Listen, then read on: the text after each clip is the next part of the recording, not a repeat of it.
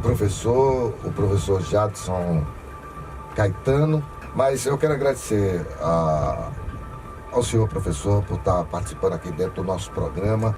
É sempre uma grande satisfação de poder recebê-lo para poder falar de questões bastante relevantes quando se trata de educação e política.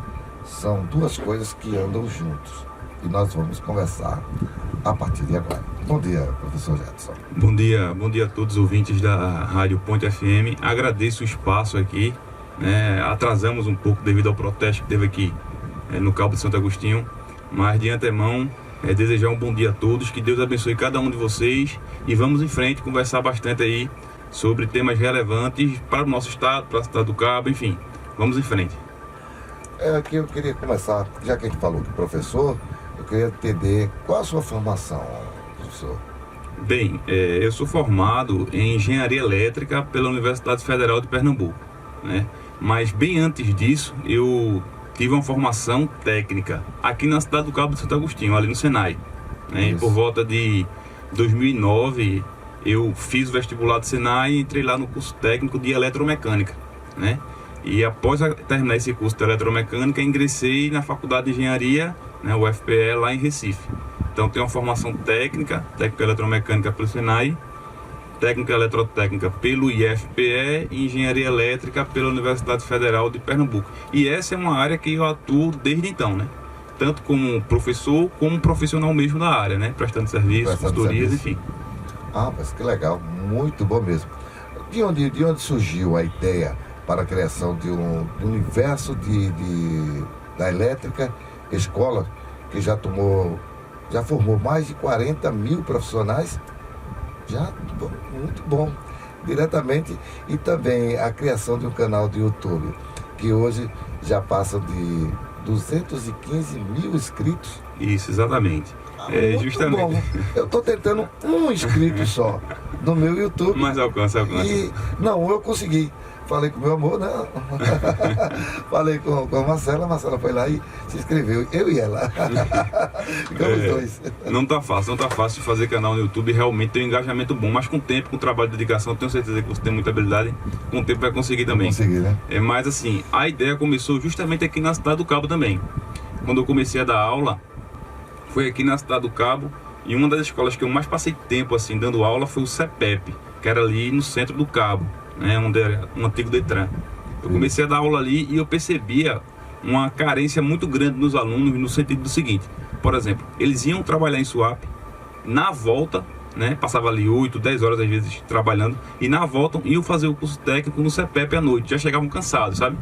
Então eu percebi que os alunos ficavam muito cansados e muitas vezes, por mais que a aula fosse didática, eles não conseguiam, né, acompanhar ali devidamente todo o conteúdo. Então a gente teve a ideia naquela época de gravar o conteúdo e disponibilizar online. Assim, um aluno, quando chegasse em casa, ele conseguia revisar quando estivesse indo para o trabalho, pelo celular, enfim. Então foi uma ideia que deu muito certo. Por quê? Quando eu comecei a disponibilizar essas aulas online, outros alunos de outros estados também, de outras cidades também de Pernambuco, começaram a assistir. Foram se inscrevendo, pedindo para fazer mais aulas na área de automação industrial, na área de elétrica predial, projetos elétricos, enfim. E o canal foi crescendo naturalmente, né? O YouTube foi entregando cada vez mais os conteúdos da gente e hoje, como você bem frisou, o canal já passou de 215 mil inscritos, né? No YouTube, o nome do canal é Universo da Elétrica e Professor Jadson Caetano. E foi justamente a partir disso que a gente criou também uma escola, que é semelhante ao Senai, por exemplo. Agora só que online, que é o Universo da Elétrica. São duas coisas distintas, né? No canal no YouTube a gente disponibiliza aulas gratuitas e no Universo da Elétrica a gente forma pessoas realmente. Cursos completos, curso de elétrica predial, curso de automação industrial, curso de NR10, NR35, enfim. Então, no canal no YouTube, 215 mil inscritos, e pela plataforma do Universo da Elétrica a gente já passou aí dos 40 mil alunos formados. Tudo isso online? Online, Online? Interessante, porque faz quanto tempo que tem o canal? O canal vai completar agora 8 anos, né? 8 anos. 8 anos. Eu acho que quando iniciou a parte mesmo do YouTube e tal, começou a ter aquela afinidade mais com a internet, com as mídias sociais, foi quando elas ficaram mais fortes, né? nesses últimos anos, tem ficado mais forte e tem dado uma qualidade, uma resposta maior para aquelas pessoas que realmente querem estudar. Então, é uma boa oportunidade. Vou aproveitar, já que eu sei que tem 250 mil inscritos, 215 mil inscritos, eu já estou dizendo que é futuramente. Vai crescer, se Deus quiser. Depois da entrevista aumenta. 215 mil inscritos no YouTube. Queria saber como é para o senhor dar aula com esse... Já veio uma inovação. A inovação, recentemente, nós tínhamos o quê? Começaram a dar aulas online. E os alunos tiveram a maior dificuldade. Com as aulas com o senhor, tem dificuldade? Não. Pronto, boa pergunta. É o seguinte, no meu caso, assim, os alunos tinham curso presenciais, né, comigo, aqui no Cabo mesmo, no CEPEP, como eu falei, no Senai Sim. também dava aula presencial. E as aulas online vieram como um complemento, sabe? Sim. Mas a partir do tempo que a gente vai dando aula, a gente vai aperfeiçoando, por exemplo, lacunas e dúvidas que ficavam na mente dos alunos, a gente foi tirando e esse conteúdo todo foi se acumulando. Para você ter uma ideia, no canal no YouTube a gente já está passando de 1000 aulas gravadas e disponibilizadas gratuitamente. Ou seja, com dúvidas que surgiriam numa sala de aula, sabe? Então o que acontece? Essas aulas disponibilizadas vão justamente dentro daquela dúvida que o aluno poderia não tirar numa sala de aula presencial. Então justamente por isso que o canal tem feito esse sucesso, né? 215, passamos já dos 215 mil inscritos, porque a gente vai na dúvida que a gente sente na sala de aula presencial. Quando essas aulas começaram aqui no estado de Pernambuco, por exemplo, devido à pandemia, a ficar só online, aconteceu uma perda muito grande, e eu digo isso porque eu também sou professor da rede estadual de ensino.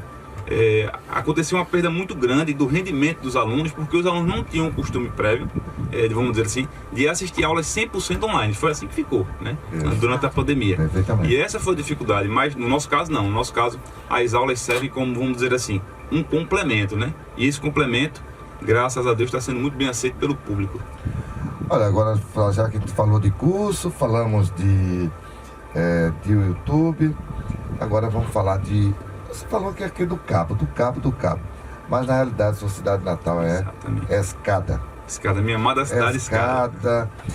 O professor Jadson Caetano, em 2020, faz pouco tempo, você foi candidato a prefeito na cidade de Escada, que é a sua cidade de origem, e já nesta primeira candidatura obteve uma votação expressiva, mostrando uma liderança política e forte. Se tivesse sido eleito como prefeito de Escada, qual seria a primeira atitude que o senhor tomava? Porque Escada parece uma cidade que o prefeito esteja preso. É bronca. Cidade cheia de buraco, cidade suja, cheia de buraco, os asfaltos não tem. Falta de oportunidade. Muitos asfaltos não tem. Eu digo isso que eu passo lá em Escada toda semana. É complicado. Você frisou bem. E assim, esse sentimento que você, passando por lá, sente, é o que a gente sente todo dia na pele, sabe? Como você perguntou, uma das primeiras atitudes minhas, a gente fez um plano de governo. Os candidatos normalmente costumam contratar a equipe de marketing para fazer o plano de governo, né? O nosso lá a gente fez. Eu fiz do zero.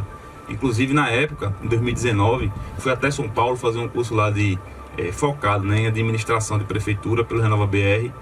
E o que aconteceu? A gente montou aquele plano de governo que tinha o passo a passo do que a gente ia fazer a cada mês ali durante os 4 anos. E uma das primeiras atitudes da gente era diminuir as regalias do poder público, dos servidores, digamos assim, eleitos. O que é que a gente ia fazer? E isso foi dito, colocado no plano de governo. Você tem ideia, na cidade de Escada, naquela época, já em 2019, 2020, o prefeito recebia em torno de 16 mil reais. Que eu acho um valor absurdo, muito alto, né, para alguém que está administrando uma cidade do porte de Escada. E a gente colocou no plano de governo da gente que a gente ia diminuir esse salário. Né? A gente ia diminuir, por quê? Porque falta dinheiro para outras coisas, por quê? Porque quem está administrando está recebendo muito. Tinha secretário na época, para você ter ideia, estava recebendo 17 mil reais e ia na cidade 1 ou 2 vezes por semana. E quando ia? Então assim, a gente ia fazer um corte desses salários e esse dinheiro a gente ia tirar. E a gente tinha um plano que a gente denominou de seguinte, que era o auxílio escada. A gente ia pegar isso e ia tentar diminuir a desigualdade social lá dentro, dando esse auxílio. E a gente sabe que auxílio é importante, mas não resolve o problema.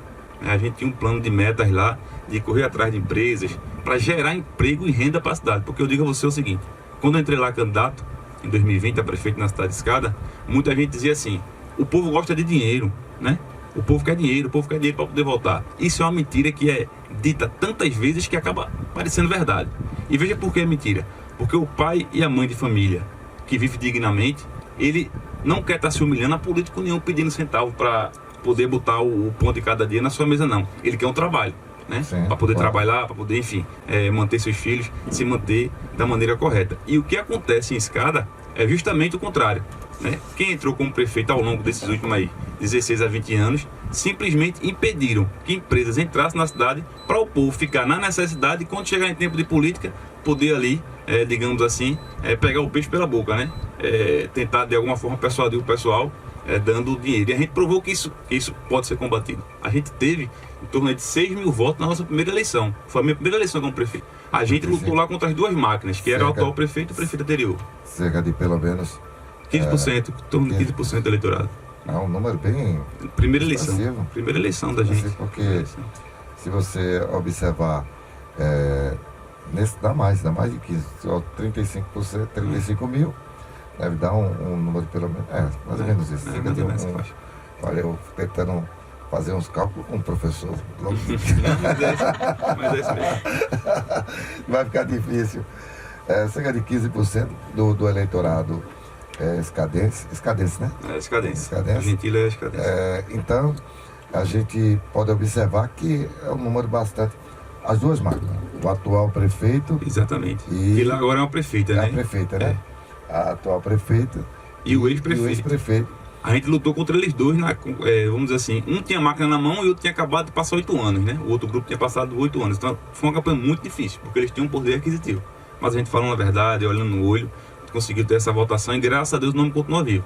Chegando numa campanha, entendemos que depois de uma candidatura a prefeito da cidade, que vem agora uma outra candidatura, chega a de deputado, senador, governador e presidente. E aí, no dia 22, né, o Partido Cidadania lançou sua pré-candidatura a deputado estadual. Eu gosto da política. Ao senhor foi lançado candidato a deputado estadual pelo Partido Cidadania. Exatamente. Tem candidato a governador lá? Pronto, perfeitamente. Obrigado por tocar nesse assunto. E assim, como você disse, foi na sexta-feira, dia 22. Houve o lançamento da nossa pré-candidatura a deputado estadual, né? Pelo Cidadania. O Cidadania, porque não pode mais fazer coligação, né? O que se faz hoje é federação. O Cidadania se juntou com o PSDB, que é o 45, justamente nessa frente que tem como pré-candidata a governo do estado a Raquel Lira, né? Que é a ex-prefeita de Caruaru, já foi ex-delegada da Polícia Federal, e hoje ela se coloca nesse desafio aí de ser pré-candidata a governo do estado. Então, o nosso grupo tem sim uma pré-candidata a governo do estado. E num evento lá, que foi o lançamento da minha pré-candidatura a deputado estadual, estava presente também o nosso amigo, deputado federal Daniel Coelho, né? Que é quem deu uma força a gente, inclusive, na campanha para prefeito em Escada, no sentido de disponibilizar o Partido Cidadania para a gente poder, de fato, ser candidato. Então, assim, foi um evento, graças a Deus, que deu tudo certo. A gente conseguiu locomover e chamar bastante pessoas. E foi um evento que deu digamos assim, um giro, né? No sentido de dizer o seguinte, a gente continua aqui, a gente continua vivo, a gente continua ativo, lutando aí pelo que a gente acredita. Agora a gente poderia até falar, já que a Raquel Lira, ex-prefeita de Caruaru, candidata a governadora de Pernambuco, o que o senhor fala assim, o que o senhor tem assim de objetivo, bastante claro, de uma leitura clara em relação ao estado de Pernambuco, em relação ao atual governo? Já estão o quê? Eu acho que 16 anos? 16 anos. 16 anos governando o estado e o município. Quer dizer, município... E algumas cidades, né? O município, a capital, né? De Recife. A capital. Sim. Governando a capital e governando o estado, o PSB. O PSB, o 40, né? Isso. Qual a análise que o senhor faz em relação postura do Estado, do governador do Estado. Pronto, perfeitamente. Pergunta muito pertinente, já que eu estou como pré-candidato a deputado estadual. Isso. E o nosso dever vai ser, dentre outros, fiscalizar o governo do Estado, né? Isso. Veja, eu falo isso com muita tristeza, sabe? O governo do Estado, o Estado de Pernambuco, se a gente for analisar os números, a gente vai se deparar, por exemplo, na área de engenharia. A área de engenharia a gente vê que, por exemplo, a parte de infraestrutura, dado do CNT, a cada 100 metros de rodovia, que são as PS, que é de responsabilidade do governo do Estado, 95 não prestam. Ou seja, a cada 100 metros que a gente tem, 95 não está como deveria estar, de acordo aí com as normas técnicas. Quando a gente vai para a de segurança, Pernambuco em 2021 se destacou como um dos estados mais violentos do Brasil. Então veja, novamente, são os dados que falam isso pra gente. Quando a gente vai ver o censo, né, a cada 3 jovens no nosso estado, a cada 3, 2 nem estão trabalhando, nem estão, né, estudando. Então, novamente, o futuro está comprometido, porque está faltando investimento na área da educação. Eu trabalho também como professor, né, e a gente vê dentro das escolas técnicas, tanto nas escolas técnicas que eu já dei aula, como por exemplo, na cidade paulista, na ETEPAN, palestra na cidade de Vitória, e o que a gente vê é o seguinte: as escolas técnicas do estado de Pernambuco sendo ao longo do tempo sucateadas. A gente tem cursos técnicos, tem laboratórios onde não tem a mínima condição da gente dar uma aula prática ao aluno. Então, novamente, dificuldade na área da educação. E a gente poderia pontuar, sabe? Na área da educação, na área da saúde, e passar o dia todinho aqui falando dos problemas. Mas assim, eu sei que nem precisa a gente falar tantos dados. Por quê? Porque o pernambucano, ele já sente na pele no seu dia a dia, né? É falta de emprego, é falta de assistência na saúde, é falta de assistência social, problema na educação, enfim. Provando, né, que o governo do PSB em Pernambuco já deu o que tinha de dar há muito tempo. Chegou a hora da gente mudar. E a gente tem opções para isso, né? E é justamente por isso, nesse sentido, que a gente entra nessa luta também para renovar o quadro ali da Alep e poder, enfim, dar a oportunidade aí, ter a oportunidade também de trabalhar ainda mais pelo povo pernambucano. Agora, quanto à questão a nível nacional, o presidente, vocês estão apoiando, que a Raquel Lira apoia, consequentemente, você? Pronto, perfeitamente. Há um direcionamento interno, né, do PSDB 45 e do Cidadania 23, que é o meu partido de fato. Eu sou presidente de escada dele, do Cidadania 23, de a gente tentar não nacionalizar o debate. E o porquê disso, né? Porque é o seguinte, uma coisa que eu aprendi ouvindo a minha avó falar. Ela diz o seguinte: primeiro a gente arruma a casa da gente, depois a gente pensa em ajudar o vizinho, depois a gente pensa em organizar a rua onde a gente mora, enfim. E é justamente nesse sentido, eu penso primeiro em a gente organizar, por exemplo, como fui candidato a prefeito de Escada.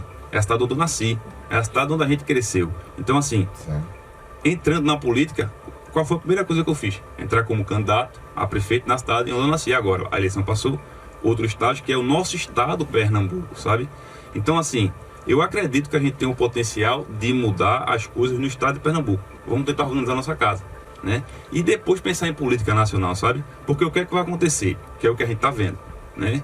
O que é que pode acontecer? Que é o que a gente está vendo. Estão tentando nacionalizar o debate, né? Tipo Lula versus Bolsonaro, justamente para omitir e tentar passar um pano nos problemas internos aqui de Pernambuco. Entenda, você sabe bem disso, né?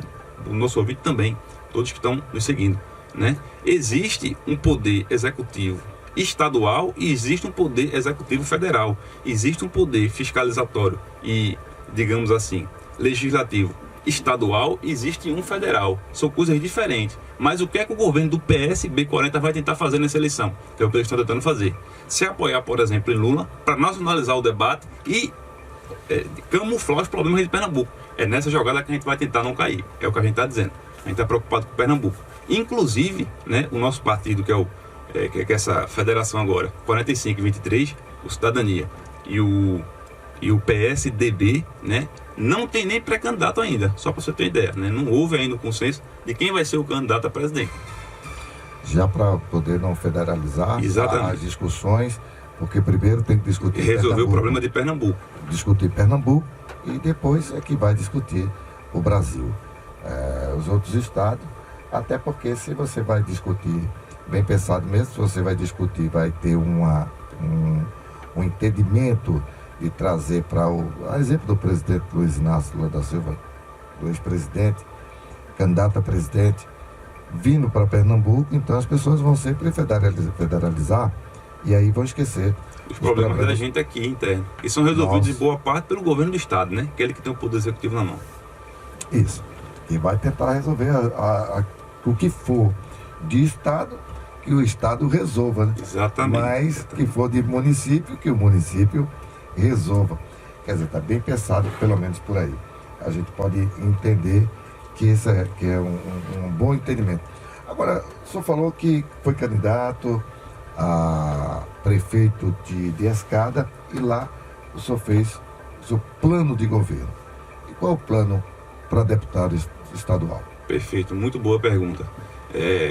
Como a gente sabe, né, e tem essa clareza, um deputado estadual, ele evidentemente não vai ter o poder executivo na mão, por exemplo. Eu não vou ter o poder, sendo eleito, né, deputado, vou organizar uma PE, pegar a PE 45, que é um descado, né, que liga Vitória à Escada, né, há muitos anos a gente luta lá para poder aquela PE realmente vinha atender a população ali. Por exemplo, você mora aqui no Cabo, exemplo. Você vai para Caruaru, você passa pela P45. Se você passar agora lá, você vai ver, tá parecendo uma rodagem mesmo, sabe? Uma estrada de barro praticamente. E muito buraco. Eu passo por ali constante, eu passo toda quarta-feira, eu passo ali, e é muito buraco, já interrompendo o senhor. Mas é muito buraco. Inclusive, pegando isso que você está falando, a gente tem feito denúncia ali já fazer o quê? A primeira denúncia que eu fiz ali, recentemente, vamos dizer assim, aí faz 3 anos já. E a gente fazendo denúncia, bota vídeo. Tem um vídeo meu na internet, no nosso Instagram, que é Jadson Caetano 23, que passou aí, né, das 30 mil visualizações, denúncia daquela rádio, daquela PE. Então, assim, eu sei que o poder, como deputado estadual, a gente não vai ter o poder de fazer, mas a gente vai ter um poder muito importante, que é o poder de fiscalizar o poder executivo. Ou seja, o que o governador, ou a governadora, né, que a gente espera que seja Raquel, prometer e não vier a fazer, a gente como deputado vai ter essa autonomia de ir lá fiscalizar, sabe? Então, eu já trabalho aqui na cidade do Cabo, ali na UFRPE, no setor de engenharia, como fiscal de obras públicas. Já vai completar novamente agora 8 anos. E a gente, graças a Deus, a gente aprendeu ao longo do tempo da nossa vida profissional a fazer esse trabalho, o trabalho de fiscalização de obras públicas. E tenha certeza, quando a gente olha aí, né, os dados e as promessas do PSB 40 e desse governador que aí está, né, a gente vê que Pernambuco se tornou um canteiro de obras inacabadas, né, em todos os cantos, seja do cais ao sertão. A gente tem muitas obras que foram prometidas e não foram entregues. Isso, a gente, estando como deputado, tenha certeza. A gente vai poder fiscalizar, a gente vai poder cobrar, a gente vai poder acionar o Ministério Público e, de fato, correr atrás de benefícios aí para a população pernambucana. Abrindo parênteses, só para complementar essa resposta. Como deputado também, a gente tem uma ideia de poder, né, com recursos do próprio mandato, já que a minha área é uma área de educação, né, criar um Instituto Pernambucano de Educação Profissional, né? Isso é uma ideia nossa, a gente já, vamos dizer assim, já sabe mais ou menos o caminho que tem que percorrer e com recursos próprios do meu mandato, futuro mandato, se assim Deus permitiu, o povo pernambucano também aprovar, a gente vai criar novamente um Instituto Pernambucano de Profissionalização, onde qualquer pernambucano, em qualquer cidade do estado, vai poder, através de celular, através do computador, fazer cursos profissionalizantes, né, e poder atuar no mercado de trabalho. Então isso é uma pauta nossa, a pauta da educação, que nunca vai deixar de ser importante. Agora, é possível você dar algum exemplo de obras inacabáveis do governo do estado? Pronto, vou pegar uma daqui do Cabo, né, a gente está aqui no Cabo, que é uma obra, inclusive, que afetou o meu trabalho na UFRPE, que, novamente, eu trabalho como fiscal de obras públicas lá no setor de engenharia. A UFRPE, hoje a gente está aqui, perto do shopping Costa Dourada, né? Aquele prédio azul que fica ali. Ali fica localizado também a UFRPE, que a gente chama de UACS, né? Que é a Unidade Acadêmica do Cabo de Santo Agostinho. Lá a gente tem cursos de engenharia. E veja só, essa obra, né, que está orçamentada, é do governo federal, a universidade, né? Está orçamentada em mais de 200 milhões de reais, deveria já estar em funcionamento, perceba só, ali em Mercedes, um pouco para lá da Charneca, tem uma entrada ali perto do Hotel Lai. A nossa universidade já deveria estar lá funcionando, né, e atendendo o povo do Cabo, o povo de Escada, enfim, os alunos do Cabo, os alunos de Escada. Essa obra nossa foi atrasada, dentre outros fatores, principalmente porque o governo do estado prometeu um acesso, né, a ela, e seria a construção de uma PE, a PE 033, queria começar ali em Messias, certo? E ia terminar lá no BPRV, ali na polícia, ali na entrada de Gaibu. Então ia cortar de um ponto ali de Messias até lá embaixo. Essa PE 033. Essa PE foi prometida, já vai completar uma década, veja só. Já vai completar uma década que essa PE foi prometida. E o governo do estado simplesmente, vamos dizer assim, né? O termo que a gente usa no dia a dia, paga de doido, sabe? Ele simplesmente esqueceu e tá lá. Aí agora, no ano da eleição, chegou lá também dando uma ordem de serviço, dizendo, não, agora a gente vai fazer. Como assim? Quase uma década que tu prometeu que ia fazer essa PE, atrasou a obra do IFPE, que tá ali, atrasou a obra da UFRPE, atrasou o espaço com vida que ia ter um espaço, que foi feito ali, alguns investimentos para ter um espaço habitacional, tudo por causa de uma PE que o governo do estado prometeu e não fez, né? Isso é um exemplo aqui perto da gente, né? Agora, falando, não já pronto, né? Tá pronta? A universidade, sim. Pronto, a nossa universidade, que é o UFRPE aqui do Cabo, ela está com 70% da obra concluída. Então, o que a gente pôde fazer e adiantar dentro das normas técnicas foi feito, sabe? Agora, sem o acesso fica difícil. Como é que a gente vai entrar? Como é que vai entrar maquinário? Como é que vai entrar trabalhador? Sabe? Então, lá no tempo, eu ainda lembro como fosse hoje, quando a gente começou realmente. A obra estava no pico com mais de 700 funcionários lá trabalhando, né? A maioria aqui do Cabo de Santo Agostinho. Então, o que acontecia? A gente só conseguia trabalhar de fato em época de verão, porque inverno nem trator passava, sabe? Então, veja a dificuldade que a gente tem passado. Dava para poder exatamente, ter acesso. Exatamente. Por causa da PE 33, que o governador prometeu, mentiu, dizendo que ia entregar, ela vai completar uma década e está lá, só barro. Uma outra. Se você lembra de uma outra? Tem, gostei várias, a gente pode passar o dia aqui falando. Uma outra obra muito importante, que aí já na minha cidade, Escada, né? É a obra da UPA, né? Essa não dá de pronto atendimento. A daqui do Cabo está em funcionamento, né? Isso. Aquela UPA já faz um tempo, né? Faz muito. Desde o governo anterior. Exatamente. Que estava lá, começou a fazer, parou. Exatamente. Não. Então você tocou no ponto aí muito importante. Não é de hoje, né? Não. O governo, veja, esse governador Paulo Câmara vai completar agora 8 anos de mandato, né? Que é o último dele. Eu me lembro quando ele foi candidato a primeira vez, né? Quando ele foi candidato a primeira vez, prometeu que essa UPA ficaria pronta no primeiro mandato dele. Veja, a gente está indo para o final do segundo. Então, assim, é uma obra que foi orçamentada, a UPA lá de Escada foi orçamentada em mais de 6 milhões de reais. Inclusive, fizemos denúncia. Então, veja, a gente, é como eu digo sempre, né? As pessoas estão calejadas da política. Por quê? Porque está infelizmente acostumada a ver política que só aparece em tempo de eleição, né? Veja, a gente em 2019 estava fazendo denúncia aí dessa UPA. Eu fiz denúncia, coloquei no meu Instagram, que é o Jatos Caetano 23, coloquei no meu Facebook, também o Jatos Caetano 23. Então, a gente colocou, e essa denúncia específica atingiu quase 60 mil visualizações, onde a gente mostrou a UPA deveria estar pronta desde o ano de 2017, orçamentada em mais de 6 milhões de reais. Eu fiz a denúncia em 2019, então 2 anos já estavam atrasados naquela época e a UPA não estava pronta. Aí veja, o que é que eles fazem? Agora, em ano de eleição, botaram a ordem de serviço, dizendo que ia terminar a UPA. Agora, a gente sabe, eles vão querer só montar aquele circo deles, né? Vai aparecer lá o governador, o candidato dele, dizendo que vai entregar, botar até para funcionar ali, maquiando, para tentar enganar a população e reeleger. É como a gente diz assim, ó. O PSB está há tanto tempo no poder que a gente já viu, a gente já sente na pele, e a gente quando olha os dados vê isso também, eles não estão preocupados em beneficiar a população. A preocupação deles é tão somente permanecer no poder. É por isso que eles fazem isso. Ficam 4, 8 anos escondidos e aparece tempo de eleição e ano de eleição, dando ordem de serviço, dizendo que vai fazer o que não conseguiu fazer em 8 anos. É complicado mesmo.